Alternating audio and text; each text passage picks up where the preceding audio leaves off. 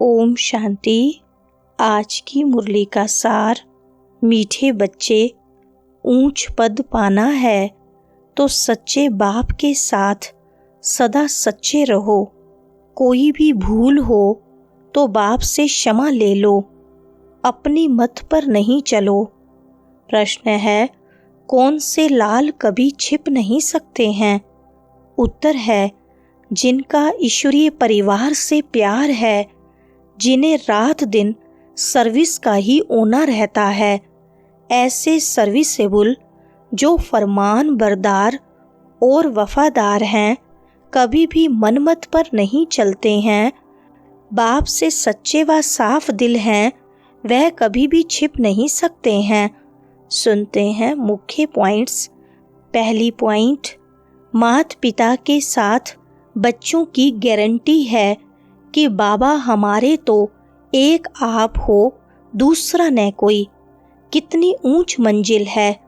ऐसे श्रेष्ठ बाप की श्रीमत पर कोई चले तो गारंटी है वर्षा जरूर ऊंच पाएंगे। परंतु बुद्धि कहती है बड़ी ऊंची मंजिल देखने में आती है। जो कोटों में कोई में कोई, सिर्फ माला के दाने बनते हैं।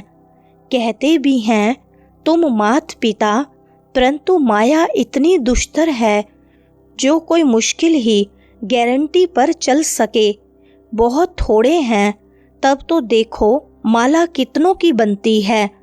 कितने कोटों में सिर्फ 8 की वैजयंती माला बनती है। दूसरी पॉइंट, दैवी परिवार से लव रखना है। अज्ञान काल में भी बच्चों का बाप से, बहन भाइयों का आपस में बहुत ही लव रहता है। यहाँ तो कोई का रिंचक मात्र भी बाप से योग नहीं है। गारंटी तो बहुत करते हैं, भक्ति मार्ग में गाते हैं। अभी तो बच्चे सम्मुख हैं।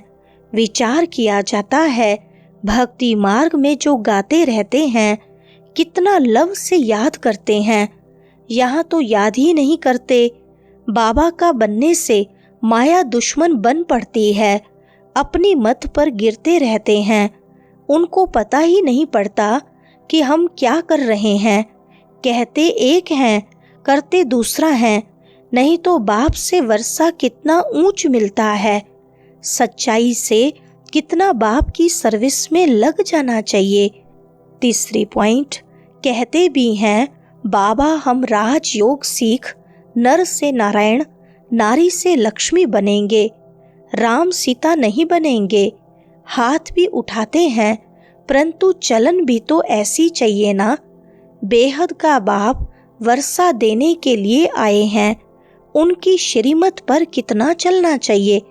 बहुत हैं जिन्होंने कसम खाया हुआ है हम श्रीमत पर नहीं चलेंगे। वह छिपे नहीं रहते। कोई की तकदीर में नहीं है तो देह अभिमान पहले थप्पड़ लगाता है, फिर है काम नहीं तो क्रोध, लोभ है। हैं तो सभी दुश्मन। मोह भी ऐसी चीज है जो बिल्कुल ही सत्यानाश कर देता है। चौथी पॉइंट, देह अभिमान के कारण नाम रूप में आ जाते हैं। हर एक सेंटर का बाबा को सारा मालूम रहता है ना। बाबा भी क्या करे, समझाना तो पड़े। माया कम नहीं है, बहुत तंग करती है। अच्छे बच्चों को कहा जाता है बड़ा कहावना बड़ा दुख पाना। यहाँ तो दुख की कोई बात नहीं है। जानते हैं कल्प पहले भी ऐसे हुआ था। ईश्वर का बनकर फिर भी माया के वश हो जाते हैं। कोई न कोई विकर्म कर लेते हैं। तब बाप कहते हैं प्रतिज्ञा तो बहुत बच्चे करते हैं कि बाबा हम आपकी श्रीमत पर जरूर चलेंगे, परंतु चलते नहीं हैं। इसलिए माला देखो कितनी छोटी बनती है। बाकी तो है प्रजा। पांचवी पॉइंट, गाते भी हैं सर्व गुण संपन्न, 16 कला संपूर्ण, परंतु फिर कह देते वहां भी रावण, कंस, जरासंधि आदि थे। कहा जाता है पवित्र बनो, तो कहते हैं देवताओं को भी तो बच्चे आदि थे ना। अरे तुम गाते हो सर्वगुण संपन्न, संपूर्ण निर्विकारी, फिर विकार की बात कैसे हो सकती? तुम भी निर्विकारी बनो तो कहते हैं सृष्टि कैसे बढ़ेगी, बच्चे कैसे पैदा होंगे। मंदिरों में जाकर महिमा गाते हैं, घर में आने से वह महिमा भी भूल जाते हैं। वहाँ की बात वहाँ ही रही। पवित्र बनने के लिए कहो तो कहेंगे वाह, इसके बगैर दुनिया कैसे चलेगी। उनको पता ही नहीं कि वाइसलेस दुनिया कैसे चलती है। छठी पॉइंट, अपनी मत पर चलकर फिर कल्प कल्प का दाग लग जाएगा। ऐसे नहीं कि एक बार फेल हुआ तो दूसरे तीसरे वर्ष में पढ़ेगा, नहीं, अभी नापास हुआ तो कल्प कल्प होता रहेगा। इसलिए पुरुषार्थ बहुत करना है। कदम कदम श्रीमत पर चलो, अंदर कुछ भी गंद न रहे।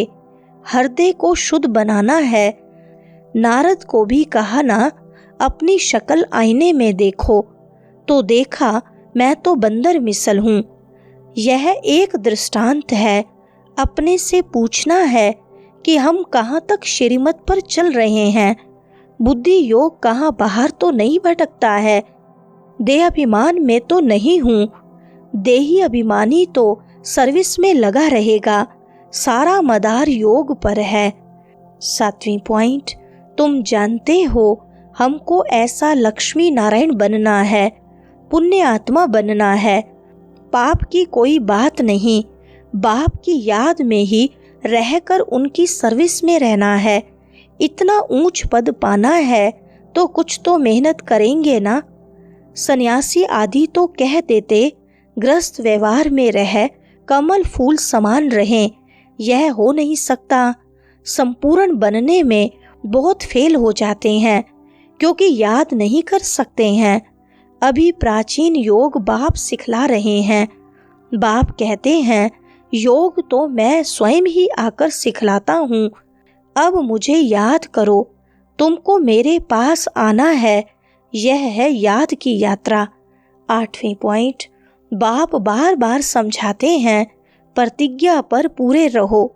भूल हो जाती है तो बाप से क्षमा लेनी चाहिए। देखो, यह बच्चा क्षमा लेने लिए खास बाबा के पास एक दिन के लिए आया है। थोड़ी भूल हुई है तो भागा है, क्योंकि दिल को खाता है।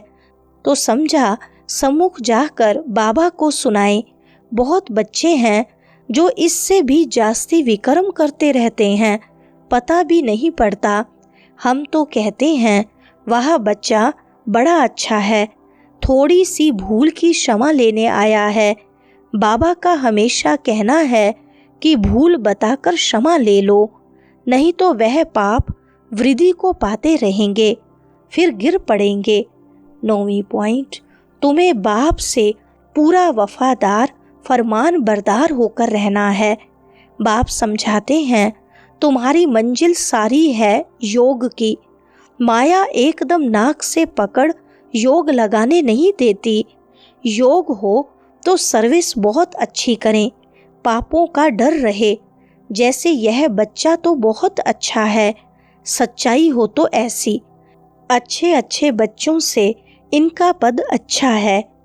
और जो सर्विस करते रहते हैं वह कहाँ न कहाँ फंसे रहते हैं, कुछ भी बताते नहीं हैं, कहने से छोड़ते भी नहीं हैं। मूल बात है देह अभिमान की। देह अभिमान से ही भूलें होती हैं, बहुत भूलें करते हैं, इसलिए सावधानी दी जाती है। बाप का काम है समझाना, न समझाए तो कहेंगे हमको कोई ने समझाया थोड़ी। 10वीं पॉइंट, कहते भी हैं बाबा हम राजयोग सीख नर से नारायण, नारी से लक्ष्मी बनेंगे, परंतु चलन भी तो ऐसी चाहिए ना। बेहद का बाप वर्षा देने के लिए आए हैं, उनकी श्रीमत पर कितना चलना चाहिए। बहुत हैं जिन्होंने कसम खाया हुआ है हम श्रीमत पर नहीं चलेंगे। कोई की तकदीर में नहीं है तो देह अभिमान पहले थप्पड़ लगाता है, फिर है काम, काम नहीं तो क्रोध, लोभ है तो सभी दुश्मन। चोरी की बहुत गंदी आदत है। अंदर में दिल खाना चाहिए कि हम पाप करते रहते हैं तो क्या पद पाएंगे। शिव बाबा के यज्ञ में आकर बाबा के पास हम ऐसे काम कैसे कर सकते हैं। वरदान है, रूहानियत की खुशबू के आधार पर सर्व को परमात्मा संदेश देने वाले विश्व कल्याणकारी भव।